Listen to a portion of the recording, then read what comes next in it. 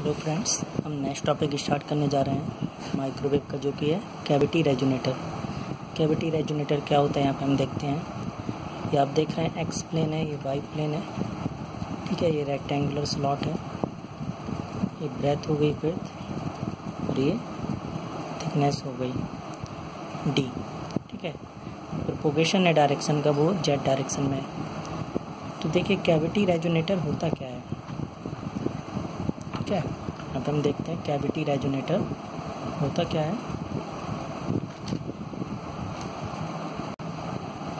तो cavity resonator हम यहाँ पे देखते हैं क्या होता है। When one end of a waveguide is terminated in a sorting plate, then there will be reflection। तो जब एक एंड जो वेवगाइड का वो टर्मिनेट होता है, ठीक है। When one end of a waveguide is terminated in a sorting plate, जब एक एंड वेवगाइड का टर्मिनेट होता है सॉर्टिंग प्लेट में, तो वहाँ पे क्या होता है, रिफ्लेक्शंस होता है। रिफ्लेक्शंस होता है तो स्टैंडिंग वेव्स क्या होती है, जनरेट होती है। Standing wave are generated.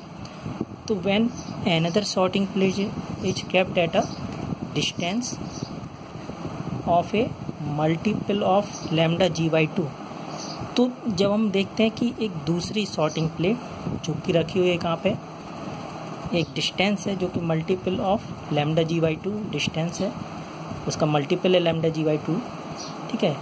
यानी और भी ज़्यादा हो सकता है डिस्टेंस, तो इसलिए मल्टीपल है लैम्डा g/2 डिस्टेंस।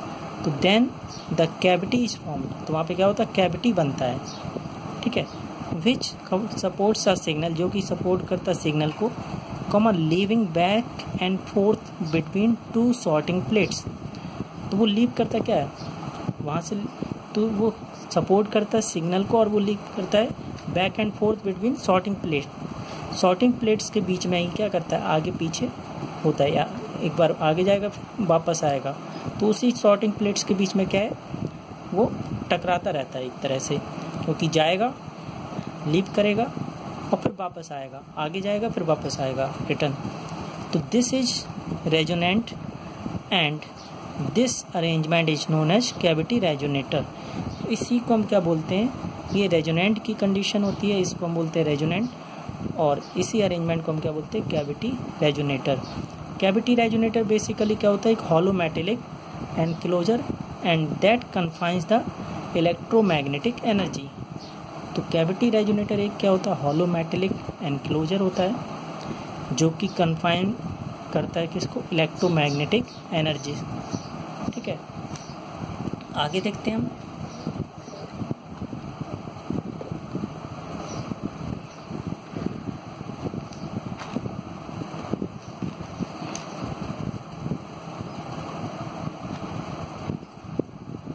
फिर यहाँ पे हम देख सकते हैं कि a given resonator has infinite number of resonant modes, ठीक है।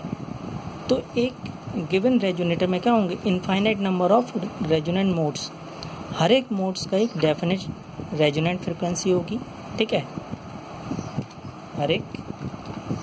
तो यहाँ पे हम देख सकते हैं कि ये रेजोनेटर में क्या होते हैं, infinite number of resonant modes, और हर एक मोड्स का क्या होता है, एक डेफिनेट रेजोनेंट फ्रिक्वेंसी होती है। तो जब फ्रिक्वेंसी इम्प्रेस्ड सिग्नल की इक्वल होती है रेजोनेंट फ्रिक्वेंसी के, ठीक है, तो मैक्सिमम एम्पलीट्यूड स्टैंडिंग वेव्स का क्या होता है, अकर होता है।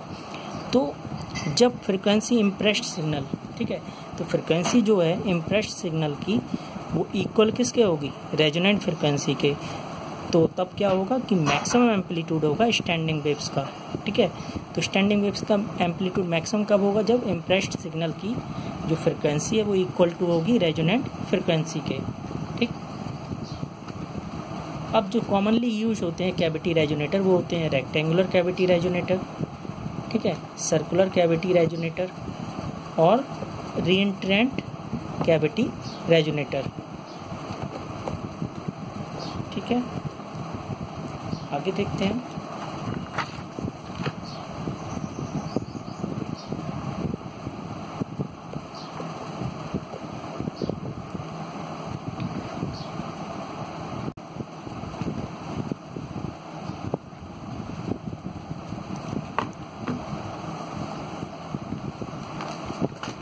इसके बाद है एप्लीकेशन कैविटी रेजोनेटर का। एप्लीकेशन हम देखते हैं कहाँ कहाँ पे यूज होता है। तो यहाँ पे हम देख सकते हैं कि इन UHF tube, ultra high frequency tube में यूज होता है। Klystron tube, oscillator, public amplifier, इसमें भी यूज होता है। इसका एप्लीकेशन है cavity magnetron, duplexer of radars. ठीक है। In cavity wave meter for measurement of frequency, cavity wave meter में भी यूज होता है ये फ्रिक्वेंसी को मेजर करने के लिए। तो इसके एप्लीकेशन है जो आप देख सकते हैं, इतने एप्लीकेशन है।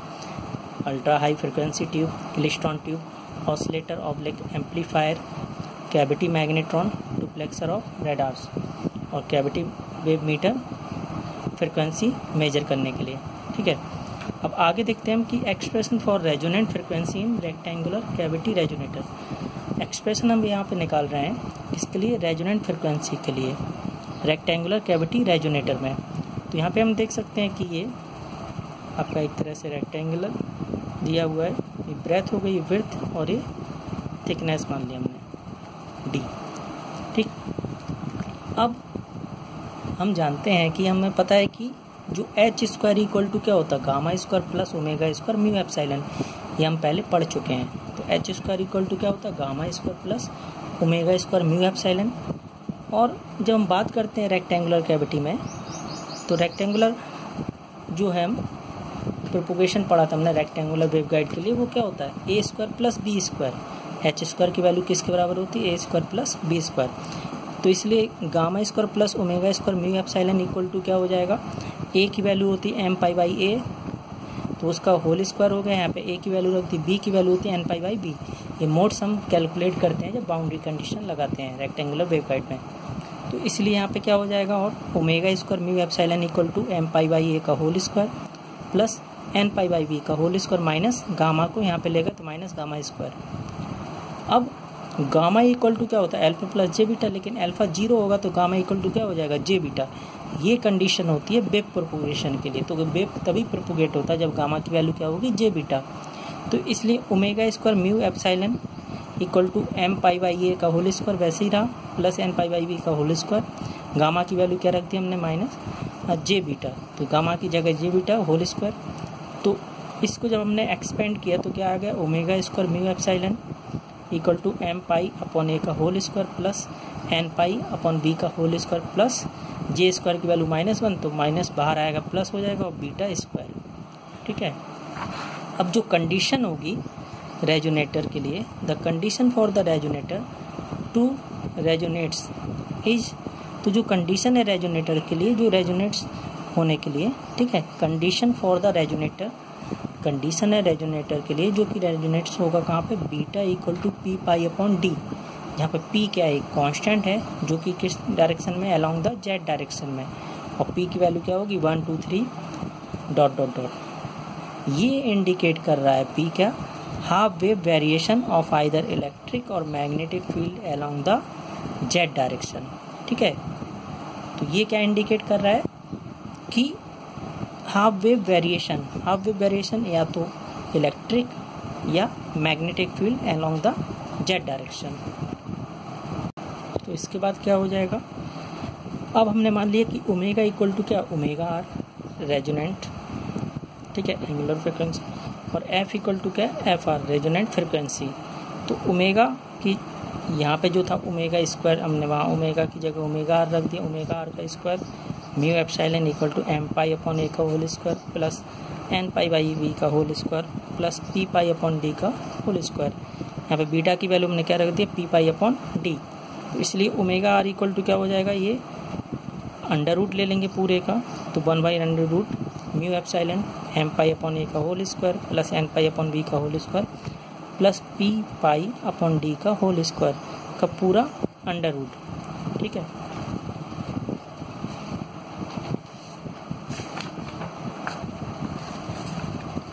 आगे देखते हैं।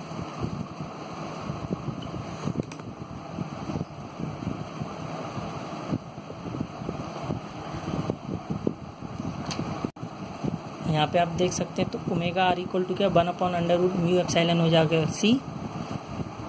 ठीक है, velocity of light. Into M pi by A का whole square plus N pi by B का whole square plus P pi upon D का होल स्क्वायर का पूरा अंडर रूट। तो जब ओमेगा आ गया तो रेजोनेंट फ्रिक्वेंसी आ जाएगी। Omega equal to 2 pi f होता है, तो एफ आर इक्वल टू कितना हो जाएगा सी अपॉन 2 पाई, क्योंकि ओमेगा की जगह हमने रख दिया 2 पाई एफ आर, तो 2 पाई से यहाँ डिवाइड हो गया, तो इंटू क्या हो गया एम पाई अपॉन ए का whole square plus N pi upon B का whole square plus P pi upon D का होल स्क्वायर का पूरा under root. Omega equal to क्या रख देंगे 2 पाई एफ आर। अब एफ आर इक्वल टू क्या हो जाएगा, इसमें हम क्या करेंगे पाई कॉमन ले लेंगे, तो पाई स्क्वायर यहाँ से आएगा पाई स्क्वायर और अंडर रूट है तो पाई बाहर आ जाएगा, तो पाई से पाई कैंसिल हो जाएगा, तो C by 2 into M by A का whole square plus N by B का whole square plus P upon D का होल स्क्वायर का अंडर रूट। इसमें जो मोड्स होंगे वो क्या होंगे T E M N P and T M M N P modes. ठीक है, आगे देखते हैं अगला expression for resonant frequency in circular cavity resonator. अब एक्सप्रेशन किसके लिए है, जो कि है एक्सप्रेशन है रेजोनेंट फ्रिक्वेंसी के लिए, वो सर्कुलर कैविटी रेजोनेटर में। ठीक है, ये आप देख सकते हैं सर्कुलर कैविटी रेजोनेटर, ये रेडियस है ए। ठीक है, तो यहाँ पे हमें पता है कि एच स्क्वायर इक्वल टू क्या होता है gamma square plus omega square mu epsilon. और जब हम एच की बात करते हैं तो एच की वैल्यू होती है P N M dash upon a circular waveguide में, तो इसका होल स्क्वायर हो जाएगा, तो इसलिए क्या हो जाएगा omega square mu epsilon equal to P dash N M upon A का whole square minus gamma square को यहाँ ले आए, तो gamma equal to J beta होता है वेव प्रोपोगेशन के लिए। इसको हम पुट कर देंगे इसमें इक्वेशन में, तो क्या आ जाएगा omega square mu epsilon equal to P N M dash upon A का होल स्क्वायर प्लस इसको जब हम रखेंगे जे बीटा गामा की जगह, तो जे स्क्वायर की वैल्यू -1, तो माइनस माइनस प्लस बीटा का स्क्वायर हो जाएगा। तो for resonance beta equal to क्या होगा पी पाई अपॉन डी और F equal to F R और omega equal to omega R, जो जैसे हमने ऊपर किया था। तो इसलिए क्या हो जाएगा omega R square mu epsilon equal to P N M dash upon A का whole square plus P pi upon D का होल स्क्वायर। तो इसलिए ओमेगा आर इक्वल टू क्या हो जाएगा अंडर रूट ले लेंगे पूरा, तो 1 upon under root mu epsilon P N M dash upon A का whole square plus P pi upon D का होल स्क्वायर का अंडर रूट। तो फ्रिक्वेंसी क्या हो जाएगी, इसको 2 पाई एफ रख देंगे हम, तो 2 पाई एफ आर, 2 पाई नीचे आ जाएगा, ये 1 upon under root mu epsilon हो जाएगा सी, तो this F R equal to C upon 2 pi under root P N M dash upon A का whole square plus P pi upon D का whole square. तो ये तो था expression जो था रेजोनेंट फ्रिक्वेंसी के लिए था सर्कुलर कैविटी। ठीक है, तो एक्सप्रेशन था रेजोनेंट फ्रिक्वेंसी का, वो था आपका सर्कुलर कैविटी रेजोनेटर के लिए। तो सर्कुलर कैविटी रेजोनेटर में जो एक्सप्रेशन होगा रेजोनेंट फ्रिक्वेंसी का, उसके लिए हमने कैलकुलेट किया है। ठीक है, अब हम अगले टॉपिक में मिलते हैं। अगला टॉपिक हम स्टार्ट करेंगे जो है क्यू फैक्टर, क्वालिटी फैक्टर। ठीक है, ओके, थैंक यू।